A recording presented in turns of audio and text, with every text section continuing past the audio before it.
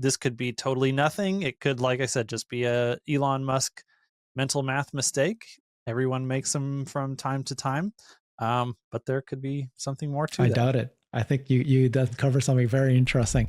So I want to ask you this specific question first, right? Because we all agree that Robotaxi and the bots are the most important businesses that Tesla has. And from this call, it looks like both of them were feeling very confident about them.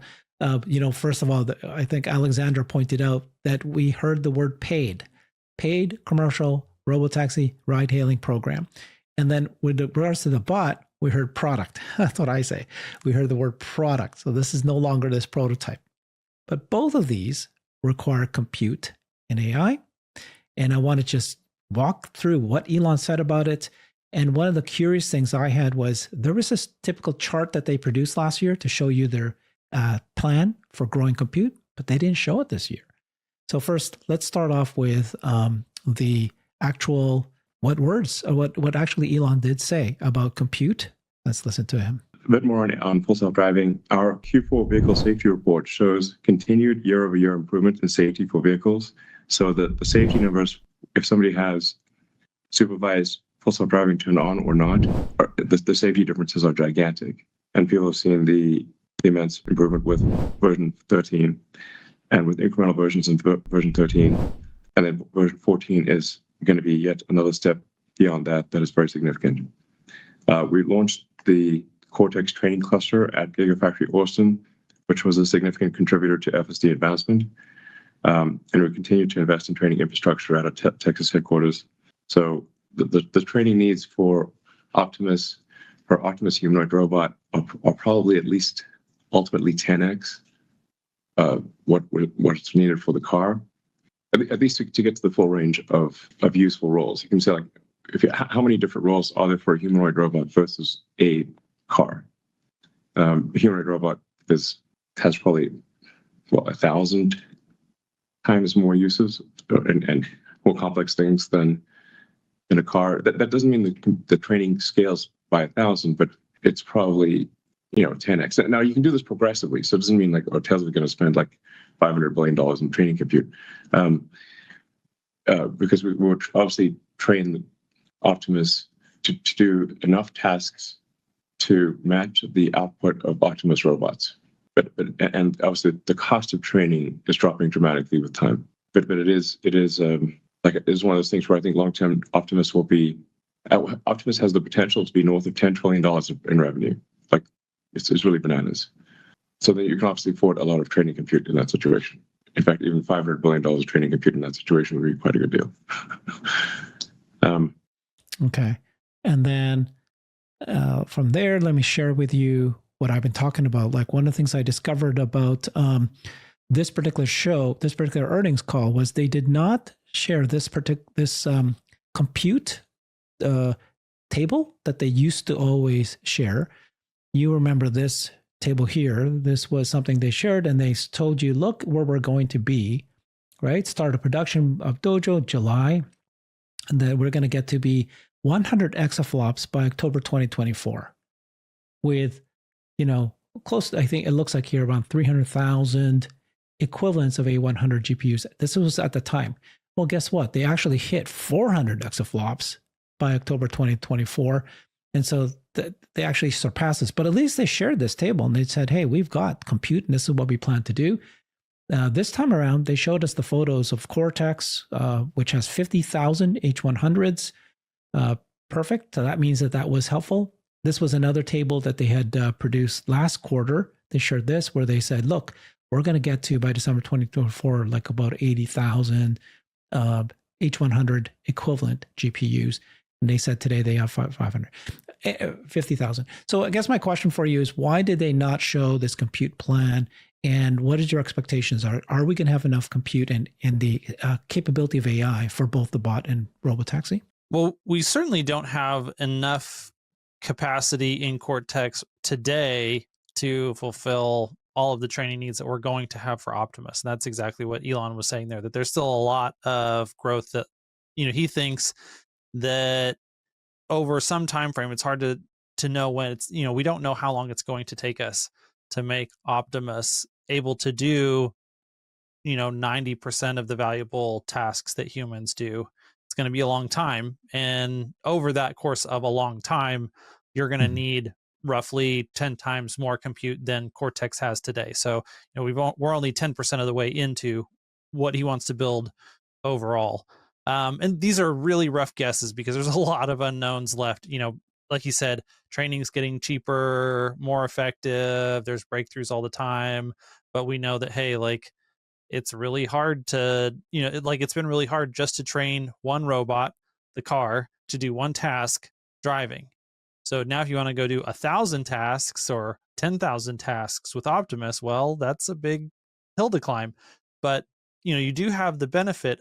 One of the things that makes the car problem so hard, and this is where, if you think about Amazon, they wanted to launch a bookstore first. And people kind of laughed at them. It's like, well, what does launching a bookstore have to do with anything other than being a competitor to Barnes and Noble? And they just didn't understand that in order to solve selling books online, you have to solve a whole bunch of problems that are really hard. And once you solve those problems the right way, in a scalable way, then you can sell everything online. Similarly, like, because, there's so many different titles of books. I don't know how many titles of books there are, but it's a lot. And so in order to sell all the books on earth online, you have to figure out how to sell a very, very complex product. Similarly, the autonomous vehicle, the Robotaxi, is an extremely complex product. It's an extremely complex task. While the environment is constrained, the thing is, the stakes are so high, having humans on board and in driving at high speeds with other humans around, also driving at high speeds, that even the slightest mistake can be fatal. And even one fatal mistake early enough in the development process can derail the whole project.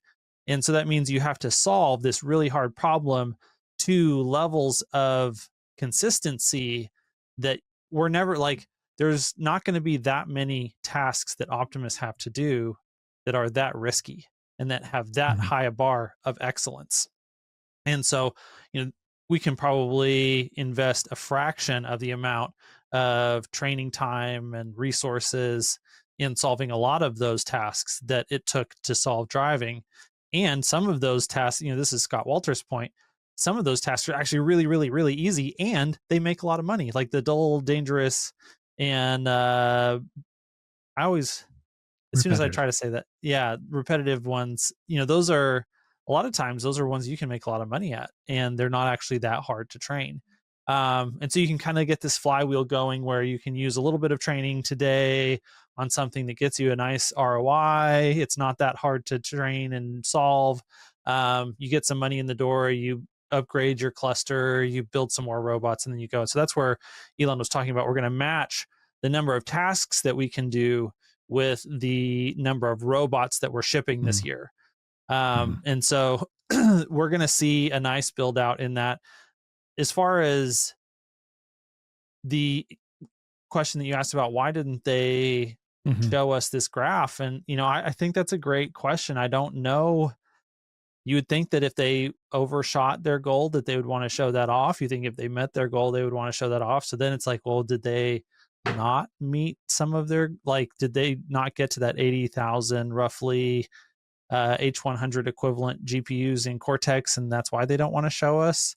I don't know. I do know that they have, like, compute doesn't seem to be the constraint right now, and they've got a lot online. We're not bottlenecked there. So if that's not a problem, I don't know why they wouldn't show us. It's just curious. I'm not exactly sure, but I'm also not too worried, because the things like the things that we care about, the leading metrics, the safety of the system is steadily getting better. The performance of version 13 seems to be getting better. We've seen continued rollouts of version 13 to hardware 4 cars. So there's nothing that is showing us that there's something that we should be worried about with a lack of resources in the cluster today. Yeah, my suspicion of why I think that they might have not shared it is because there's a relationship with XAI. I think, okay, it was kind of revealed at one article, one journalist kind of mentioned it, but no one's talked about it again. But that Tesla is using XAI's Colossus to train FSD. Secondly, that there's some sort of transfer of once XAI is done with some sort of chip supercluster, then they can let FSD Tesla use it.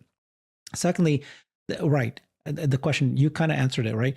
Just regardless of that, they are going to continue investment, but it didn't sound like that they're compute constrained. It sounded like pretty confident that we've solved Robotaxi. Robotaxi is going to launch in June. It's going to be already safer than a human, in fact, superhuman.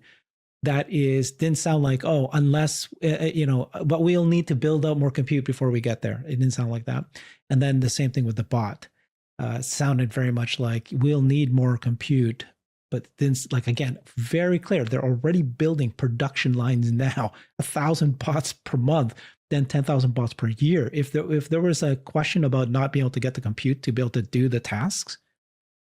Just to support what you're saying, he said specifically, we need 10x from here. And then he said the number 500 billion. So that means that we've spent 50 billion on compute. Cortex didn't cost $50 billion. No. And so, that actually, Dojo. well, Cortex, Dojo, yes, we still haven't invested 50 billion into Dojo as far like that. To me would support your idea that some of that 50 billion in his mind is part of the Colossus cluster for XAI in Memphis, that, he is kind of thinking basically of all of the training resources of both companies as resources that Tesla has access to train with. Although if that's the case, don't they have to make that clear to communicate it to investors? I think it's coming. Okay, that's what my answer would be. Why is that table not here yet? It will be coming, and I think it has something. I'm just guessing. I think it has something to do with XAI. Now, they did say, before we get to that video. It is speculation, but I think there's a good chance. Yeah. So they did explain this. So this was part of the earnings call, right? They said that despite CapEx increasing more than 2.4 billion in 2024 to a total of 6.1 billion. Okay, so they did spend 6 billion in CapEx in 2024. Very efficient CapEx investments. By the way, this came from Alexandra Mertz. She wrote this down. She took a bunch of notes. In a very targeted manner to get immediate benefits. Okay, accumulated AI-related CapEx, including infrastructure so far, has been approximately 5 billion. And then they said for 2025 will be flat year over year. So about another 5 billion will be spent on AI-related CapEx. And then from the 10K that just was released, it said there on the 10K that Tesla expects CapEx to exceed $11 billion each year in each of the following 2 fiscal years and in each of the next 2 fiscal years. And then they previously been saying 8 to 10 billion. So they are investing significant dollars. They're very capital efficient. And so, from this, the dollars are going to go to build to AI infrastructure that, I don't think it's like reduced. It's the same what they did last year and 2 years ago. So and in fact, higher. So, well, this is where I'll go back to the comment about, 500 billion is 10x of what they have. And so unless Elon made a very rare mental math mistake, he's talking about 5 billion to 500 billion. That's 100x, not a 10x. Good point. And if we're only doing 5 billion this year, 5 billion next year, that's 10 years of doing 5 billion a year just to get to 50 billion. So where's the rest of this $50 billion worth of infrastructure investment coming from? Very good point. Yeah, this could be totally nothing. It could, like I said, just be a Elon Musk mental math mistake. Everyone makes them from time to time. But there could be something more to it. I doubt it. I think you did cover something very interesting. Let's listen to what he said about the bots, and then we'll go to Robotaxi. 10,000 Optimus robots to be built this year. Will we succeed in building 10,000 exactly by the end of December this year? Probably not. But will we succeed in making several thousand? Yes, I think we will. Will those several thousand Optimus robots be doing useful things by the end of the year? Yes, I'm confident they will do useful things. The Optimus in use at the Tesla factories, production design 1, will inform what we change for production design 2. which we expect to launch next year. And our goal is to ramp Optimus production faster than maybe anything's ever been ramped, meaning aspirationally, an order of magnitude ramp per year. Now, if we aspire to an order of magnitude ramp per year, perhaps we only end up with a half order of magnitude per year. But that's the kind of growth that we're talking about. It doesn't take very many years before we're making 100 million of these things a year. Okay. It honestly doesn't take that many years before you're making more Optimus bots than atoms in the universe if you do an order of magnitude every year if for you can. very long. And you possibly could. But okay, so I guess what I just want to bring it back to what he said about this year, right? Though my goal for this show was to get you to kind of explain to us, do you believe that there is any computer AI constraint for the giant numbers he just talked about, right? And he said, we're shooting to get 1,000 bots per month this year. Are there enough jobs? Yes. So again, it doesn't sound like that they're compute constrained or anything. It sounds like you said earlier, just pick and place and repetitive. They've already got that nailed. Now they're going to make the 1,000 bots per month. He said, we got just our Tesla factories can do these, can take them in with useful work this year. Correct? Yeah, 100%. The number of jobs that it could do if the software is good enough is super high. And so it's a matter of, getting the combination of having enough of them to put on the line and getting the software good enough to where when it's on the line, it's not holding everything back. So you're so the challenge today to be able to get to the 1,000 per month is really production manufacturing. It's not we need to get AI to improve to the point of in creating more kind of useful automation so that the bot can actually do automated tasks. That's not what I think I heard, but it's really with you. I didn't really hear anything that he said that gave me a lot of confidence one way or the other on that. Like those are both challenges that are needing to be solved, or that lots of people are working to solve. I don't know what Tesla's specific progress on solving those two problems is. One of the challenges that really I think is going to be a key differentiator in which of the humanoid robot projects are really, really successful over time is a combination of the actuator reliability and cost. So it's like you need the most actuator hours per dollar possible. Does it break in 6 months? Does it break in 2 months? Does it break in 6? Does it break in a year? Like, and really you don't want to do in months or years or even days. You want to talk about an hour. Like how many labor hours does it take for an actuator to start failing and causing problems? Because once the actuator fails, even in minor ways, then you start introducing issues that, it's like you hired it to do a job. If one of your critical actuators fails and it can't do your job anymore, then that whole robot is no longer economically viable in that job. And so, if you have to replace the entire bot often, that's a challenge. And this is one of the things that I really expect to see being problematic, at least to begin with, for all of the Chinese humanoid robotic companies that, it looks like they're doing all these cool demonstrations, and the demonstrations are absolutely cool. The soft, like they've done some cool things in order to be able to accomplish what they have accomplished. But when you listen to those things, a lot of times to me, it sounds like they have a lot of slop in the actuators that's not a robot that can do that demonstration more than a few times without breaking. And then if it can't do that more than a few times without breaking, well, then how useful is it actually doing that thing? So that's going to be a challenge that Tesla has to solve. And I think they're in a good position to make high quality actuators that are high reliability at low cost. So it's not just, can I make an actuator that has high capability at low cost? It has to have high capability and high reliability at low cost. And that's going to be like, they're going to find out some of those failure points once they get these things on those production lines and get them rolling.